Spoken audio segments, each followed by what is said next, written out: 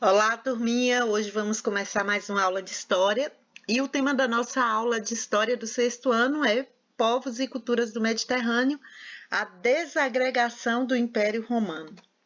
Para começar, nós vimos anteriormente que o Império Romano ele se expandiu para além do Mediterrâneo e em sua expansão territorial, nós vimos também que os romanos eles acabaram influenciando e também sendo influenciados culturalmente pelos povos dominados.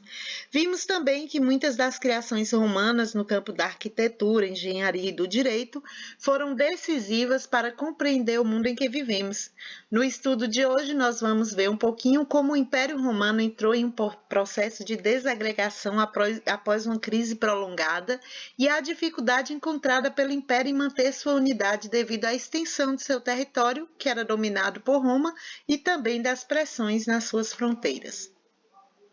A partir do século III, no entanto, uma crise foi prolongada e foi motivada por fatores internos e externos. E isso acabou aí desorganizando o Império Romano, contribuindo para sua desagregação. Internamente, a crise era causada pelos gastos crescentes do Império Romano para conservar suas províncias, pagar funcionários e manter soldados em toda a sua extensa fronteira. E para cobrir esses gastos, os imperadores romanos eles aumentavam os impostos sobre a população, desvalorizando então a moeda.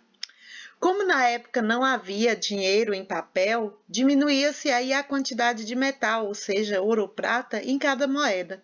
Assim, o governo romano economizava metal, mas o dinheiro de cada pessoa passava a valer menos, e os preços subiam e não se encontrava mais trabalho nas cidades. Então, com tudo isso, seus habitantes passaram a ter dificuldades aí para sobreviver. Então, nesse período, acabou acontecendo também um aumento da insegurança nas cidades romanas, né?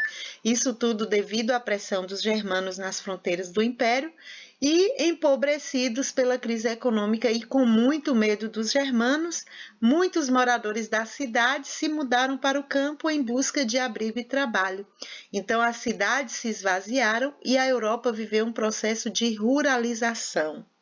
No campo, as terras cultiváveis pertenciam aos grandes proprietários e os pobres que iam para o campo passaram a trabalhar para eles na condição de colonos. Então, o colono era um trabalhador que cultivava um pedaço de terra do proprietário e, em troca, entregava a ele uma parte da colheita como pagamento pelo uso da terra.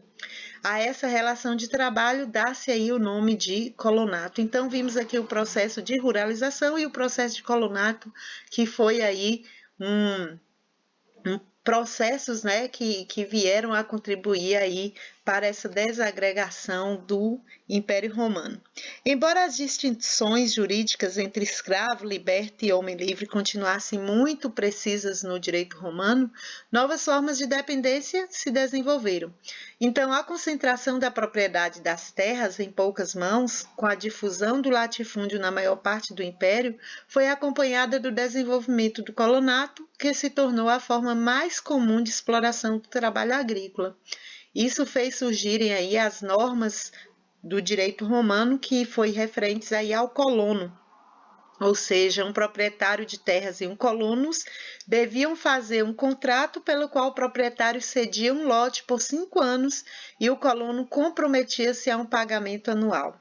Muitos colonos que não puderam pagar anualmente as prestações foram mantidos à força, quando preciso, como mão de obra barata. Já no século III aparecia um contrato vitalício ligando aí o indivíduo à terra que ocupava. Assim formou-se no campo uma massa paupérrima e oprimida de colonos dependentes dos grandes senhores. Mas quando a gente se depara com as crises, nós sabemos também que existem várias soluções para ela, não é? E a crise econômica acabou enfraquecendo o governo imperial, que muitas vezes não conseguia pagar ou atrasava os salários dos seus soldados. E aproveitando-se dessa situação, generais ambiciosos nascidos nas províncias romanas marchavam aí sobre Roma com seus soldados e tomavam o poder à força. Nesse tempo, o assassinato de imperadores tornou-se um fato comum e a anarquia militar tomou conta do império. Alguns imperadores, como Diocleciano, eles buscaram soluções para a crise. E em 285 ele criou a Tetrarquia, que era um modelo de governo de 4 imperadores e cada um responsável por uma grande região do império. Essa reforma surtiu efeito, mas assim que Diocleciano deixou o poder por motivo de doença, os generais do exército voltaram a disputar o cargo de imperador. Outro imperador também que buscou soluções para a crise foi Constantino. Além de combater os germanos com eficiência, por motivo de segurança, ele mudou a capital do Império de Bizâncio para cidade que, em sua homenagem, passou a se chamar Constantinopla. Outra tentativa de solucionar a crise e facilitar a administração foi feita por Teodósio. Em 385, ele dividiu o território romano em 2 partes, como vocês estão visualizando nesse mapa ao lado. De um lado tinha o Império Romano do Ocidente, com a capital em Roma, e do outro lado o Império Romano do Oriente, com a capital em Constantinopla. Lembrando que Ocidente é a oeste e Oriente é a leste. Essa divisão melhorou a administração, mas coincidiu com o aumento da pressão germânica nas fronteiras do Império. Então, agora que vocês aprenderam um pouquinho sobre a desagregação desse grandioso império, vamos para a atividade? Primeiro, você vai responder sobre a desagregação do Império Romano, ok? Letra A. A partir do século III, o Império entrou numa crise prolongada. O que motivou essa crise? Letra B. Internamente, quais eram as causas da crise? Letra C. Como os imperadores buscavam cobrir os gastos e quais as consequências disso para a população romana? Segunda questão, cite os fatores que levaram à desagregação do Império Romano. Terceira questão, o que foi o colonato? Quarta questão, alguns generais romanos se aproveitaram da crise do Império Romano para tomar o poder. Como eles agiram para tomar esse poder? Quinta questão, buscando soluções para a crise, o imperador Diocleciano criou a Tetrarquia. Como funcionava esse regime de governo?